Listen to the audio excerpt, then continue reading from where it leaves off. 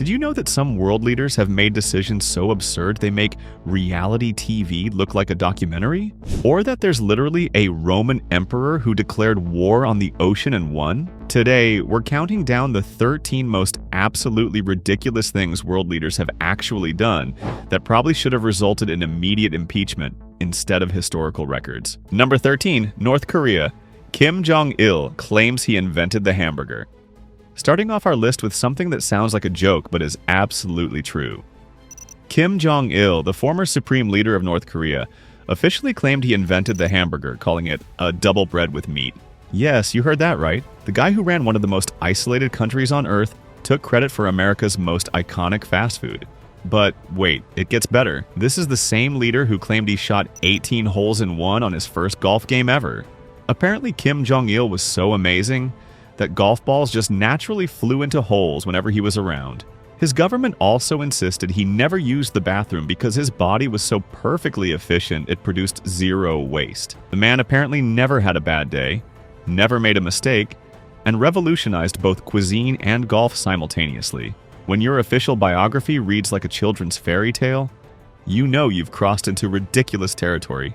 Number 12, Uganda. Idi Amin declares himself King of Scotland. Moving on to something that redefined what Uganda considered reasonable diplomatic relations. Idi Amin, the brutal dictator of Uganda, declared himself the last king of Scotland, despite never actually visiting Scotland. Yes, someone literally looked at a map, pointed at Scotland, and thought, that's mine now. But this wasn't just a one-time delusion. Amin also claimed to be the conqueror of the British Empire and offered to be Britain's king. He regularly sent telegrams to Queen Elizabeth II, giving her advice on how to run her country.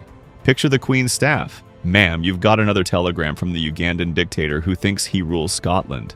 Ugandan officials basically said, our leader now owns a country he's never seen. The man was so confident in his imaginary Scottish citizenship, he probably expected kilts in his royal wardrobe. Number 11, Indonesia. President Prabowo's cat gets state-level security. Here's where we get into leaders who don't hide their priorities. Indonesia's first cat, Bobby Kertanegara, is entitled to state protection according to the Deputy State Secretary, after videos showed this feline receiving police escorts at official events.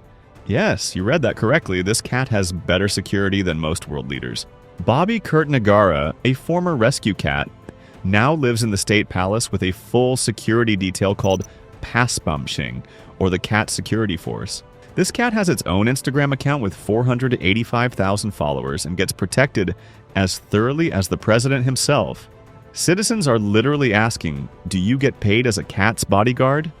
And if you thought Idi Amin's imaginary Scottish kingdom was weird, wait until you hear about a cat getting diplomatic gifts. Bill Gates even brought Bobby a whale doll as a toy during his 2025 visit to Indonesia. When international diplomats are bringing gifts for your cat, maybe it's time to reconsider your priorities. Number 10, Romania. Nicolae Ceausescu's village demolition project. Welcome to Romania under Ceausescu, where the leader decided to redesign an entire country like it was a video game. Nicolae Ceausescu planned to demolish 8,000 villages and move everyone into identical agro-industrial complexes. He wanted to create a perfectly organized society with matching concrete buildings because apparently diversity in architecture was the problem. Meanwhile, while planning to bulldoze thousands of communities, Ceausescu lived in a massive palace with 1,100 rooms and gold-plated bathroom fixtures. It's like playing SimCity, except the person playing has zero understanding of what makes people happy and unlimited access to gold paint. The irony here is incredible. A man who wanted everyone else to live in identical concrete boxes, while he lived in luxury that would make Versailles jealous. If you think that's hypocritical, just wait until we get to the leader who literally changed his country's motto to worship himself. Number 9, Haiti. Papa Doc Duvalier claims he cursed JFK to death. Here's where world leaders meet supernatural warfare. Francois Papa Doc Duvalier claimed he cursed JFK to death using voodoo after Kennedy died in 1963. But it gets weirder. Duvalier insisted he was Baron Samedi, the Haitian god of death, which would explain his supernatural assassination abilities. This voodoo-practicing dictator made his son president for life at age 19 and required citizens to hang his portrait next to Jesus in their homes. Imagine walking into someone's living room and seeing Jesus, Mary, and Papa Doc Duvalier forming an unholy trinity on the wall. So we've gone from leaders claiming to own Scotland to leaders claiming to be gods. But at least Papa Doc kept his delusions supernatural. Our next leader took megalomania to a whole new level by making intelligence itself a crime. Number 8. Equatorial Guinea. Francisco Macias Nguema banned the word intellectual, moving on to something that redefined what Equatorial Guinea considered reasonable vocabulary restrictions. Francisco Macias Nguema made it illegal to use the word intellectual, and the punishment was death. Yes, someone literally decided that thinking too hard was a capital offense. But wait, it gets more insane. He also banned fishing because he thought fishermen were plotting against him. Apparently, anyone who spent time near water was automatically suspicious. He even changed the national motto to, "There is no other god than Macias Nguema," because modesty was never his strong suit. Think about that for a second.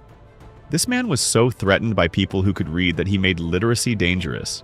Number 7. Turkmenistan. Saparmurat Niyazov bans gold teeth and renames months. Here's where authoritarian control meets complete micromanagement of daily life. Saparmurat Niyazov, Turkmenistan's dictator, banned gold dental work because he thought it looked insufficiently Turkmen. But that was just the beginning of his bizarre campaign to control every aspect of his citizens' lives. Niyazov also banned smoking in public, lip-syncing, and renamed the months of the year after his family members.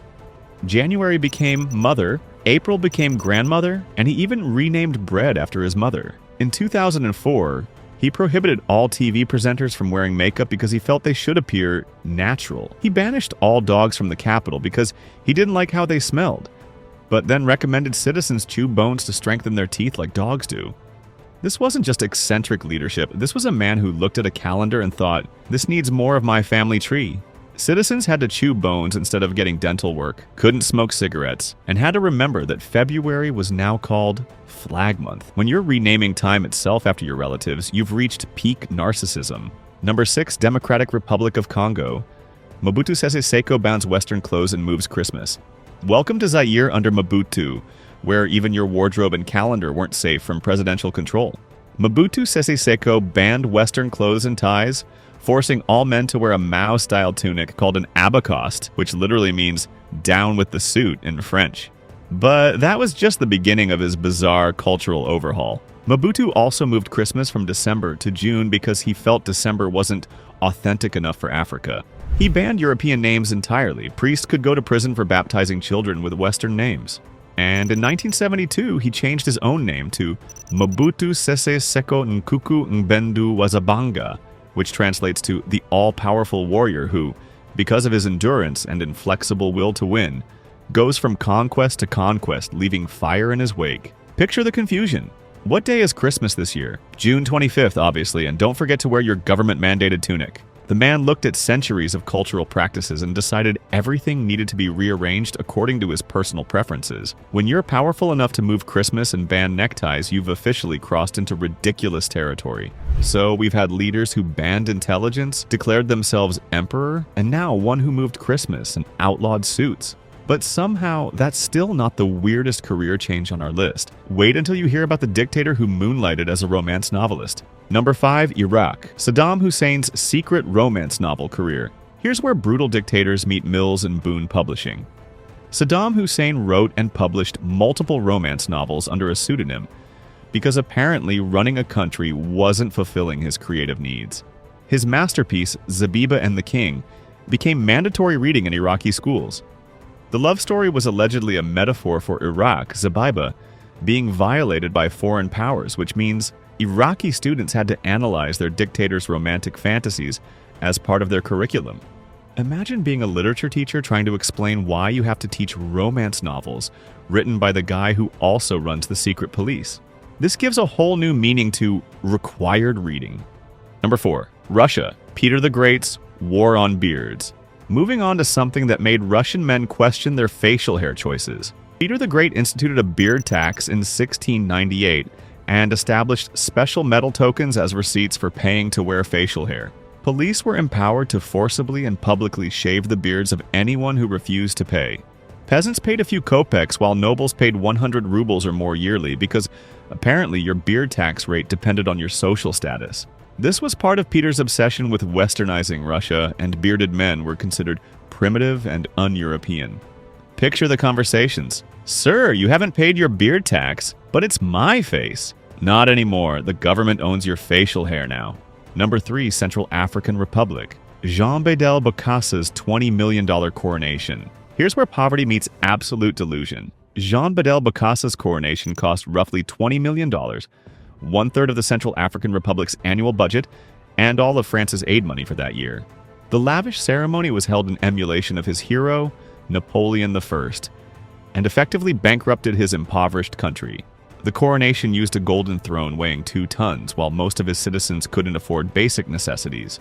Bokassa stayed in power for less than 2 years after this extravaganza, which means he spent more per day on his coronation than most world leaders spend on their entire careers. Central African Republic officials basically said, "Let's spend our entire national budget on one party." The man looked at his struggling nation and decided what they really needed was an incredibly expensive hat ceremony. When your coronation costs more than your country's annual healthcare budget, you've lost touch with reality. Number 2, Libya. Muammar Gaddafi's all-female Amazonian Guard. Here's where eccentric leadership meets Hollywood-style flair. Muammar Gaddafi, Libya's flamboyant dictator, decided his personal security needed a twist. So he formed the Amazonian Guard, an elite all-female bodyguard squad. These weren't just bodyguards, they were a spectacle. Trained to kill, but dressed like they were auditioning for a James Bond movie. Gaddafi handpicked dozens of women, reportedly requiring them to be young, loyal, and yes, attractive. They wore camouflage uniforms, high heels, and heavy makeup, wielding AK-47s while sporting designer sunglasses. Sworn to celibacy, they shadowed him everywhere, from international summits to desert palaces, creating a bizarre mix of lethal protection and propaganda stunt. He called them his revolutionary nuns, but the world saw a leader more obsessed with image than security. Some guards were even rumored to take bullets for him during assassination attempts.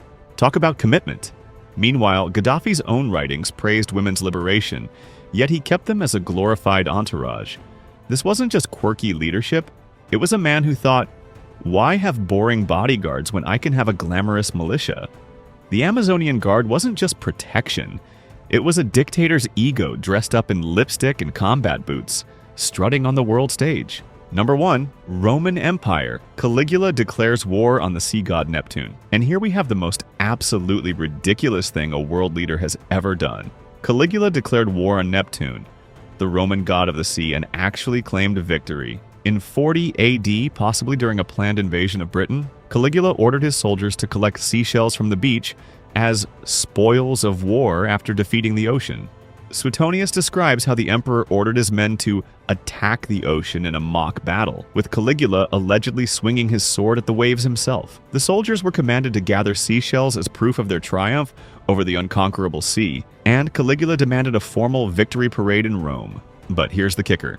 This might have been an enraged outburst when his troops refused to cross to Britain. So, not only did Caligula fight the ocean, he did it as a temper tantrum because his soldiers wouldn't follow him to another country. Roman officials basically said, our emperor just defeated the sea itself. The man looked at one of nature's most powerful forces and thought, I can take this. This represents the ultimate combination of megalomania and complete detachment from reality. It's not just absurd, it's actively insane. And that's what makes it the most ridiculous thing a world leader has ever done. And there you have it. The 13 most absolutely ridiculous things world leaders have actually done that'll make you question how any of these people got into power in the first place. From Indonesia's presidential cat bodyguards to Caligula's oceanic military campaigns, these leaders prove that sometimes unlimited power creates unlimited stupidity. Which one of these leaders made you grateful for boring, competent politicians? Let me know in the comments below, and if you know any ridiculous leader stories from your country that we missed, drop those in the comments too. We might just make a part 2, featuring leaders who are somehow even more absurd than these. If this video made you thankful for leaders who make normal, rational decisions, make sure to smash that like button, subscribe to Fact Shock for more mind-blowing content, and ring that notification bell so you never miss our latest uploads. Thanks for watching, and remember, next time you're complaining about your local politicians, at least they're not declaring a war on bodies of water or giving state security to house cats. Sometimes boring leadership is exactly what you want. We'll see you in the next one, and hopefully it'll feature leaders with actual sanity.